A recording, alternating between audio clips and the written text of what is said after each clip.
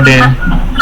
And like I made mention earlier, if you want to actually ask a question, you just unmute yourself and then let me know, because upeja on sawo Google Meet one na me because I'm actually looking at my screen. Okay, yeah. So I think we were talking about cybersecurity, and I said that most of us mostly actually I'm going to give the definition of cybersecurity as trying to keep data secured or information actually secured, or protecting a company's asset or protecting assets. Okay, now asset actually simply means something that belongs to you or something that you actually own, that is going to be like an asset. And then maybe you say like when we actually move to the digital world, we put all those assets there, and we need maybe somebody or something to actually protect those things, and that is like cybersecurity, right? And now the what I said else is that now when we put those things there, right, and then we do all the we go through all the necessary procedures to actually keep them secured, who actually uses those things? Why they use for instance, you have your okay. So for instance, you have your files, like you have some kind of private information or private documents, and then you decided that you are going to put them all on your Google Drive, all in your iCloud account or on your iCloud accounts, right? Now after that, that iCloud now you are talking about, or now say the Google you are talking about, Google has actually made sure say they are actually what securing their systems or their services, right? But at the end of the day, who is using those services? And the end users, and they use those services. So when we only talk about cybersecurity to be focused on the assets, the information, and then the data now, without actually taking into consideration the end user, we will be making a very big mistake. The reason is, what secure in area? We are nipana on only use one secure no. Then there's a possibility that that person would actually do something to cause harm to the system, or out of some kind of activities or some act of that person, harm would be caused to the system. Okay, so let's make an example right now. So let's say the school you are in, like Amstead, right? And then they put some security measures in place, right? Let's say maybe they have security guards in the, or let's say at the post they have like these cards. Maybe I think Amstead doesn't have some right now, okay, but like I think Tech and then they have those things. Okay, so you have cards that you use to actually clock in when you are going into your halls and when you are coming out of your hall. Okay, now the idea was to actually introduce some form of security or some form of tracking system, so that by BBC they will be able to identify who was there when it happened, or when it happened, like who actually caused that thing. Okay, now they have put that measure in place. Okay, but the students have no idea what they put the measure in place. For students, you are trying to just restrict them from doing certain things, that is from bringing their friends there. So let's say this idea in this student need dream. Okay, students they will say, oh Hannah. Now these students will actually find ways and means to get a friend there. What would they do? They would actually go with the friend, but on nobody in Kenyako with the card. Okay, would actually put the card on the system. Not a biaman no oko. Oko no affair no the card na commands and down for the card na so no will. Okay, so now that system that you put in place, to actually keep monitor, or let's say keep monitor something like security, now because the end user had no idea why you put it there, you didn't educate them on like the security implications of that thing. Now the end user has found ways and means to actually cause like they say bypass it and then brought someone in. What if that person that the end user brought in or then you realize what focus on like the system now to the extent you forgot about students finding ways and means bringing their friends in. But you could have actually prevented that by telling the students why these things are actually put in place. That is another aspect of cybersecurity, not only to protect the assets but to also educate the end user to find ways of actually putting security in the head of end users. Okay, so for instance, another example, MTN, okay, is a bigger company.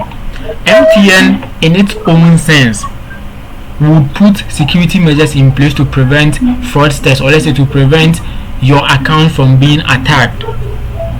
But if MTN doesn't bring that security measure down to educate people on what to do to prevent that attack, any almost security no more and also. Because if you look at the MTN mobile money that we mostly be complaining about, right? The people, or let's say the majority of people that use the mobile money are people you would say they have little to no knowledge about security.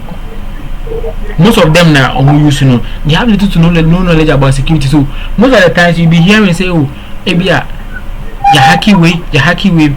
If you look at the Ukobisa assembly, something simple, and maybe see maybe you can say, oh, like N2 Dantina Maker say something simple, okay. But let's start educating you on security, and then you realize that simple one and two at that time having that knowledge. But because cyber security at MTN's level was more focused on business, their assets, their company, and they're not focused on the end user. No? Yeah.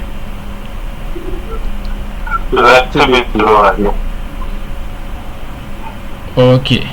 But because MTN cyber security was actually focused on MTN and not the end users, you realize that at the end of the day, they are there, but then they are not there for us. So that is why somebody can take the phone and then just dial your number, and then you ask yourself, how did the person get my number? But when you the next thing is, how is the person able to actually dupe you, or like to trick you into like transferring money or making a wrong payment? But when you say, if we had educated these people on these things, ANC. So I just want to add it to like your definition or your understanding about cybersecurity, that it's not all the time that we are trying to protect businesses or assets, but some of the times, or let's say, we also have to keep in mind that a nipa in the use of manner. So cybersecurity is not always about the cyberspace, but it also has to do with the people who are also putting their things on the cyberspace and then using those services on the cyberspace too as well. Because without them, and I say without educating them, they will be okay. Another example, okay, you set up, and I don't know if maybe like this will be like too much, but let's say you set up a network, okay, and then you secure everything is secured, antivirus, firewall systems, everything is actually secured, okay. And then you as a network engineer, say if the way employer no your employing, there is a possibility that obetime the virus if we are bonting aba be share ejuma PC mu, but you didn't educate the employer na yafa na ejuma no. Why educate staff ni mu bia why they shouldn't bring foreign materials to the office, and why they shouldn't send their work files to their machines at home to work on it from home, why they shouldn't bring their laptop to the office to actually join office network. You didn't explain it to, but we will team we're keeping it secure. At the back channel, be a stone god at the pen drive be a kunyan form a will fee, but only laptop of you into what they bedroom a computer or person or head the was who send a be obunipa pen drive near the another command panel keke. Ebi anaya malware, ebi anaya virus. Those who are share the laptop in my and no. You wouldn't know what will happen. I wouldn't know what will happen. The cybersecurity guy wouldn't even know what will happen. At the end, and also Obi say the system is under attack. Why? Because users do not have that form of education. We didn't educate them on the things to do and the not to do in the office. But we said we are practicing cyber security. Okay. Any question?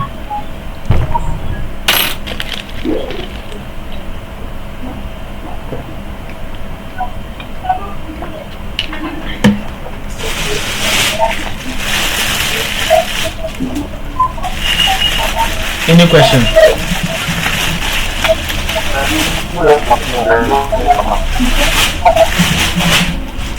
Alright, so if there's no question, then we move on to my next slide, and then we can see certain things here.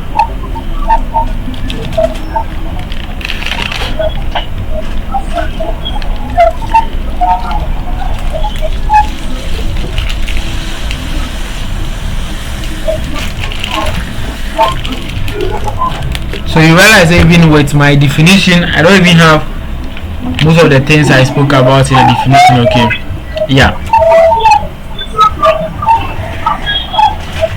Even though the definition has been revised like verbally, it hasn't been revised on the slide. Like I said, the slides I check Accra, so I've been doing like the development in Accra.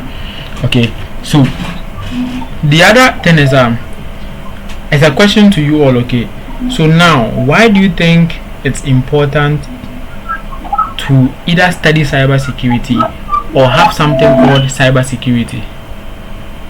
Why do you think it's important? Now I want to mention names,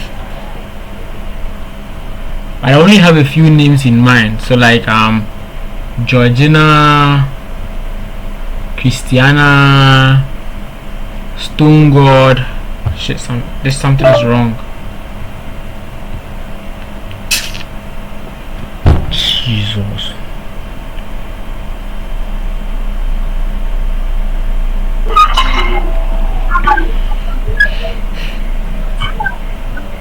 Yeah, so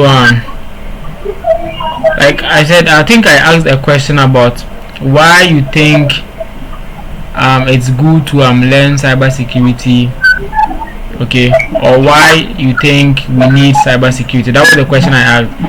Like I said, I wanted to mention names, okay, but I don't have the list. So what I'm going to do is I'm going to see if I can copy the names here, but I don't think I can copy them. Okay, yeah, Moses Kasayetiwa.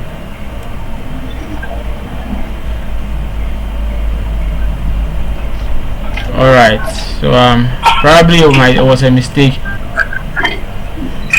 So I'm just going to share my screen and then come back here and then ask the question. So let me mention the names and let's hear from you why you think it's important for us to study cybersecurity or actually have something called cybersecurity in an organization. Okay, so let's start from is Mercy around? Akuwa Mercy.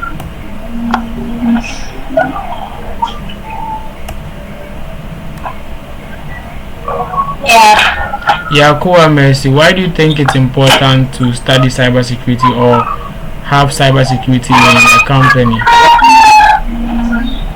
Yeah, because almost everything we do now lives on online and protecting personal information. That's why I think it's important. The cybersecurity.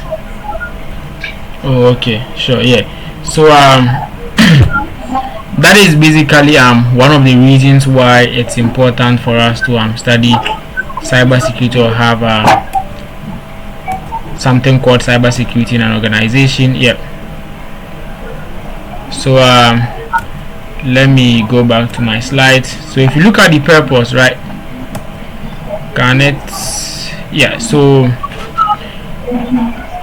if it says that these attacks typically aim, so the attack like cyber attacks, right, it's mostly aimed to access information or access data, to change it or destroy the information, as well as extorting money from users or interrupting normal businesses. Okay, so because there are these attacks, it's important for us to study cybersecurity to be able to find ways and means, if not to prevent them, but to actually reduce these things from happening or reduce the likelihood of these things happening.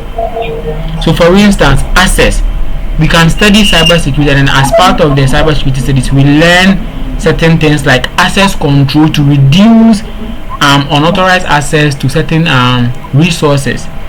When we talk about access control, we actually talk about it in like upcoming slides. Okay, so you get to understand that one as well. Changing of data as well, we talk about like integrity, we talk about confidentiality as well, where we will learn how to prevent people from getting access to our data and then preventing them from being able to change it. And even if they are able to change it, we should be able to spot the changes, that we should be able to spot either the changes that were made, or we should be able to identify that there was change in the item we have now. Okay, now destroying sensitive data and then extorting money from users is also mostly one of the parts of like cyber attacks. Okay, so a reason for studying cybersecurity is to prevent these things, and then another the bigger reason is because now everything is moving to the digital world, and then we need people to also protect those things as well. So that is one reason we actually study cybersecurity. Okay, and that will actually help in the global in the growing importance. The reason it's important for studying cybersecurity is because of how fast everything is moving up there, okay, to the digital world. All right, any question? Any question?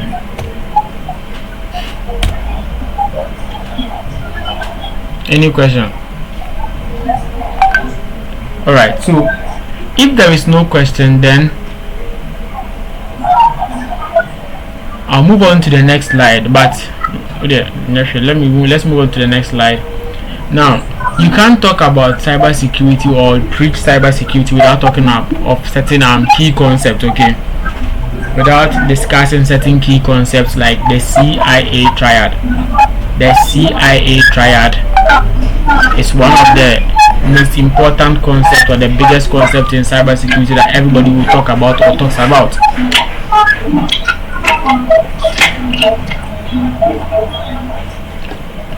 So what is the CIA triad? The CIA triad just stands for confidentiality, integrity, and availability. Okay, where in every company you need to have these three things integrated in a company, or not even in a company. Personally, you need to have these things integrated as well.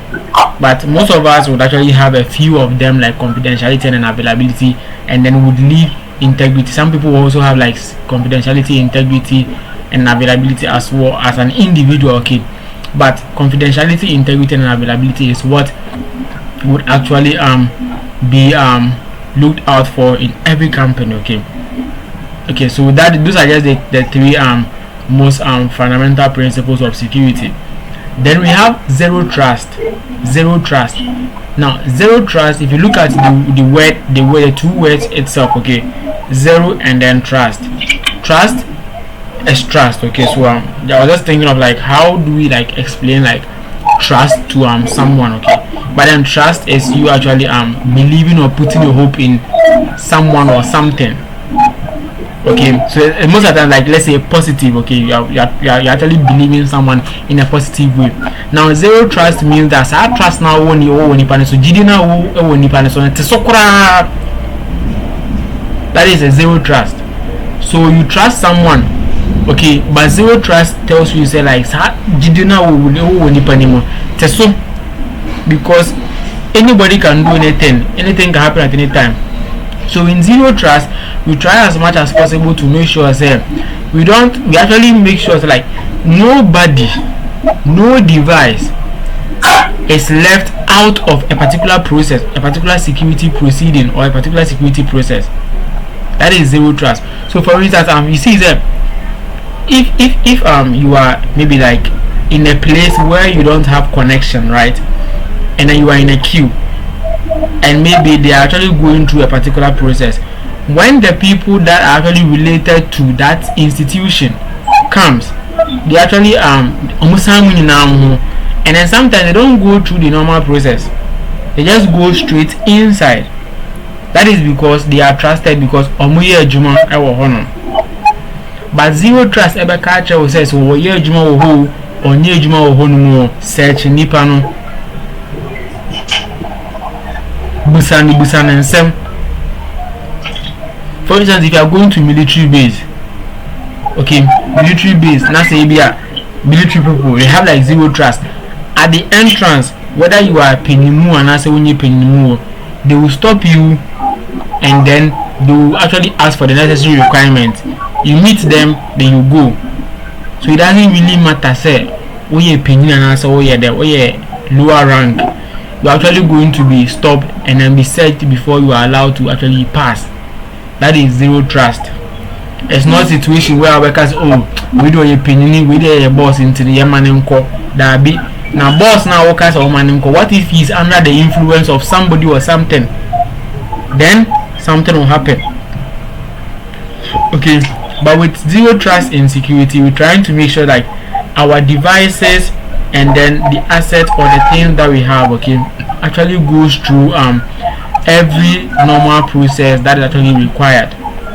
Okay, so you realize say with Google, okay, with Google, when you do that two-step verification thing, right, like you sign in on one device and then you are sent a different code on a different device to verify the code. That is two-step verification, okay. But why doesn't Google say oh mail we wabo password no intini yemane nkosa, or this device is familiar to the previous device that this account was playing. And say you use maybe iPhone X or let's say iPhone Z, okay, and then the next time you go and purchase another iPhone Z, Google doesn't say oh say previous phone na iPhone Z and I will use your iPhone Z, say man inquire the same person. But no matter the number of devices, no matter the number of instances, you will still be prompted to go through the verification process. Even with MTN, the MTN Momo app, for instance, if you check your code now, if you check maybe your balance using the Momo app now, if you check it now, say a free honor, the next process just within the shortest time, you will still have to wait and then go through the verification process. Was also about pin before you can check the pin again, that is in the balance again, because they are not going to say oh or check it and change to say request for a bar and they are on one to I mean that is going to be like, it might not be solid, but that is like a simple example of like zero trust, where every process is actually supposed to go through the normal procedure or like strict verification. Okay, yeah. Any question?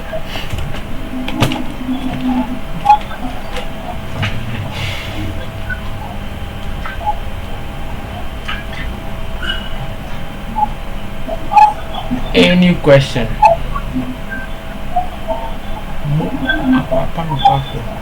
Yes, I have a question. My question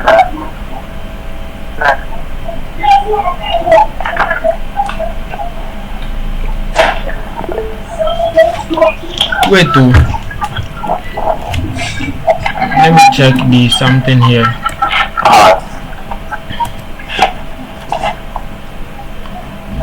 Yeah, Commander Boam, you have your hands up.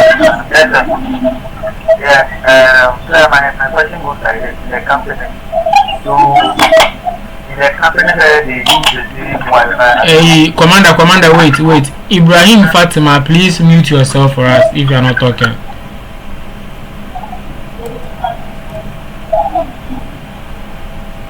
Alright, yeah, Commander, to us. Sir, so in the company where they use the same Wi-Fi, and I'm a new person coming to the company. Yeah. Would they see that after the Wi-Fi, or I don't know, but would they not need the access to the Wi-Fi? Like, yeah, so if it's Wi-Fi you are talking about, so most of the times in companies or institutions, when you are actually given the formal what do you call it, the formal application, or you've actually been, you are coming there formally as an employee of the company, and then as part of what everyone is supposed to enjoy is the Wi-Fi.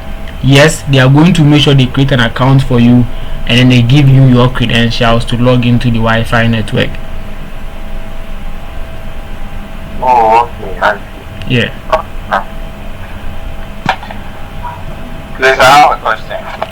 Who is talking? Darling. Hey, Charlie. Alright, you ask.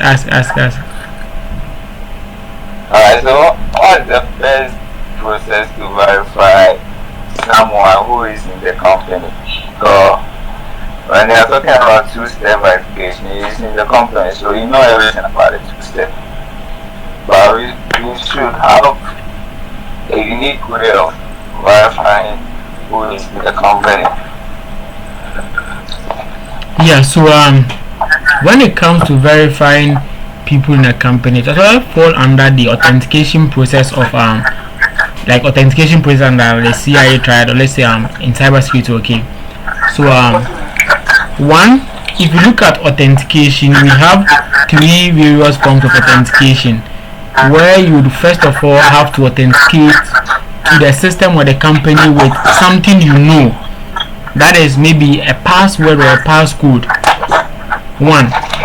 2, you actually have to authenticate or verify your identity with something you actually have. Most of the times employers are giving ID cards or profile cards.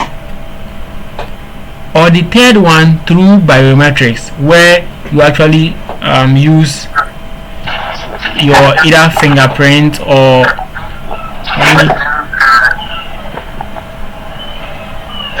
either through fingerprint or maybe voice recognition. Okay, but when it comes to like maybe finding out who works in an organization, most of the times you might not be able to find out everyone that works in an organization. Okay, so the most common form of verification is through the cards, but that shouldn't be a reliable source, because anyone can forge a card. But the most common form, or the most common way most people use to verify employees in a company, is through the cards now, almost share, no? And then as other companies too, you actually have to get some form of passcode to be able to access certain buildings, because that is also another step in security. So you realize that even after authentication, there is also something called authorization. That is actually how we give you permission to certain resources. Yeah, but the card issue need there, it's not always going to be the best, but at least immediately, like, let's say that is going to be like the immediate solution to identify who works in this company and then who doesn't work in this company, before we actually look out we look out for like certain things else. Yeah, Magdalena.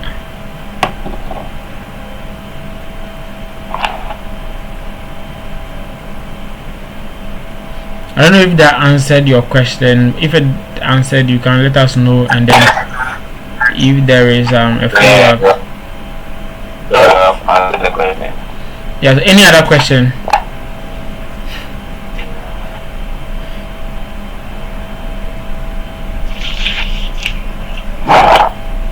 Any other question?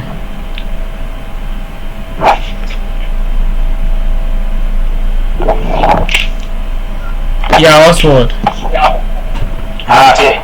Please, I want to know more about face authentication. You want to know more about what? Maybe using your face authentication or in the program, in the company. Face authentication. Yeah, so what do you want to know about it? Yeah, because we talked about the true qualification, yeah. And I wanted to ask, what to get more information about face authentication. Maybe if you have an answer for my question. With the facial verification form of authentication, currently I don't have much info on how those things work. If that is what your question is about, like how does it work?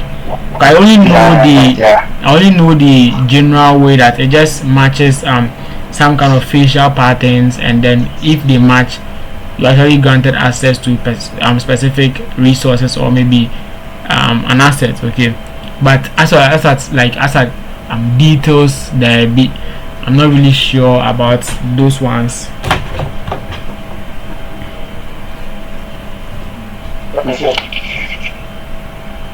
Is it? Safe fingerprint. Can someone create fake print fingerprint or something like that? Yes. So let's say can someone clone a finger, like you're using a fingerprint. Yeah, that one.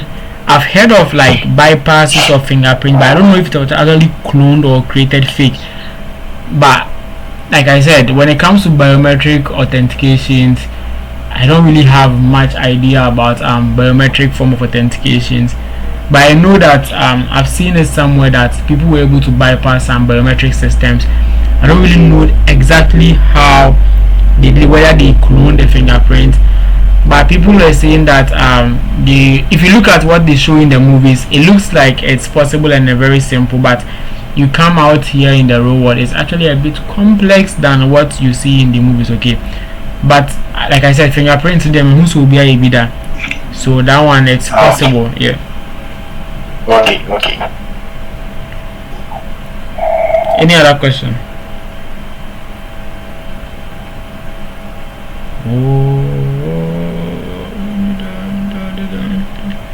Any other question? Probably like 9:40 there. You never could. Any other question? Oh, there's no question. Okay, now for 9:40.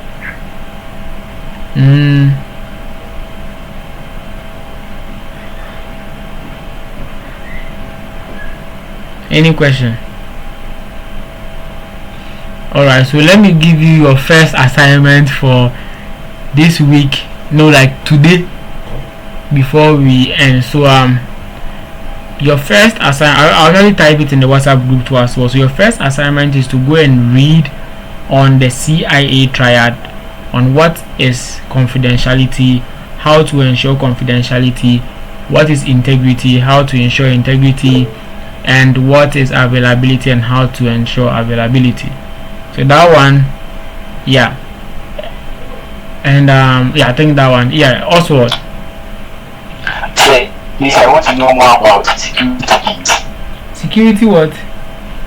Tokens. TOKEN. Security tokens. Yeah. Yeah. So when you talk about tokens, it depends. Like tokens are tokens, so. But if I'm supposed to reference it from, let's say, a web background, right? So a token is any let's say a series of, let's say, characters. So let's call it let's just look at it like, let's say a token. Okay, token is, let's say I give you a card, right? Let's say I send you to an office and I tell you that when you go there, tell them that I sent you. Do you understand what I'm saying? Yeah. So that's telling them that I sent you is your token. That is your bypass. That is your the way you are going to use to get access to whatever you are looking for. Okay, that is just at this level. Okay, now if you look at it from like the web perspective, whenever you create an account and then you log into a system, you are being given a special token. Now this token, you are actually going to use this token to request for subsequent resources on the platform. So whenever you request any resource, you submit the token. The system will take the token, verify that the token actually exists in the system and it's actually legit. If it's legit, then it will give you the resources that you actually requesting. Okay, so from the web perspective, that is one way you can talk about tokens. And then just another overview was like saying, say, when you go to a place, tell them that I sent you. So they will call and then verify from me, and then yes, you actually have the resource or whatever you need. So that is just like a shallow, let's say, a brief overview of what like tokens are. Yeah, I saw stone, and then Pato GH. To simply add to what you were saying about tokens, Yeah. and to answer your question, tokens are some temporal keys that are given to you to access a certain application or system for a period of time. It's limited. So usually the tokens, it resets, like you use it for a particular time. It's like a verification system. like when you're registering something or you want to log into an app, they can send you some verification, a series of numbers or text for you to input into wherever it has to be, and then you use to log into the account. Yeah, sure. Yeah, so that is another addition to tokens as well. I'm also adding something to it. Alright, sure. Yeah. Token. Like that one. Yeah. Who are TikTok? Now open login. You already have the who say login now? On the month verification code. Now they are problem. But what's that problem? What's that login out? Now it's never login. They will also give you another verification code. That's it.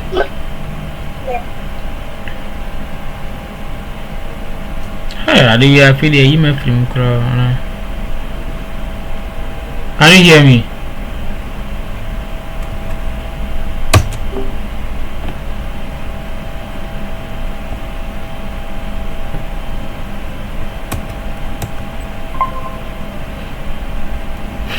Yeah, I think so Stone Code and then was it Kwajo Code? Yeah, so it's Stone God, and then there was another stone. Yeah, you've done well with the explanation on tokens. So I'm sure now Oswald Ochre, you now understand what security tokens in this aspect actually means. Hey Charlie. Alright, so I said Stone God, and then what's the other one? Kojo Stone actually did a great job explaining what tokens are. So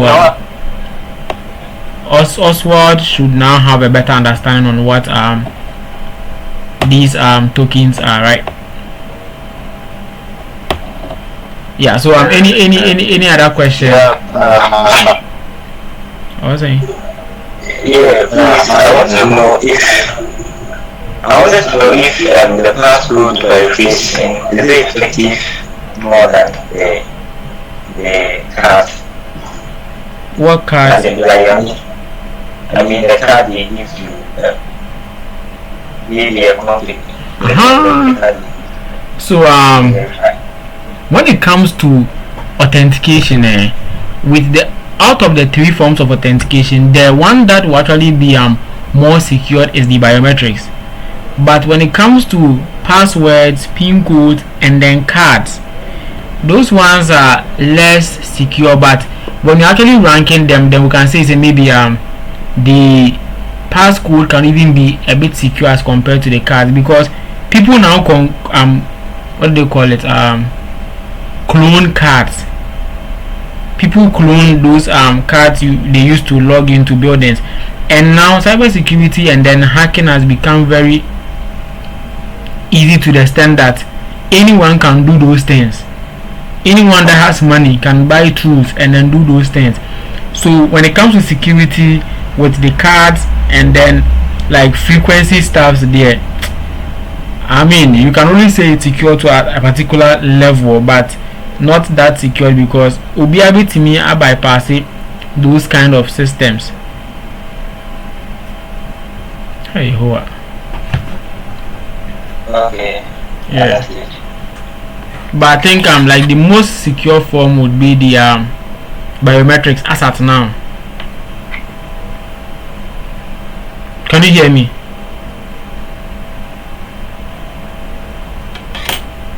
Oh, you are.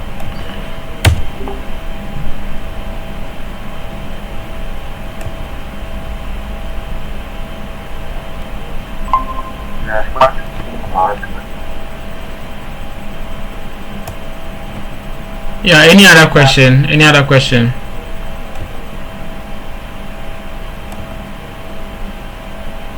Any other question?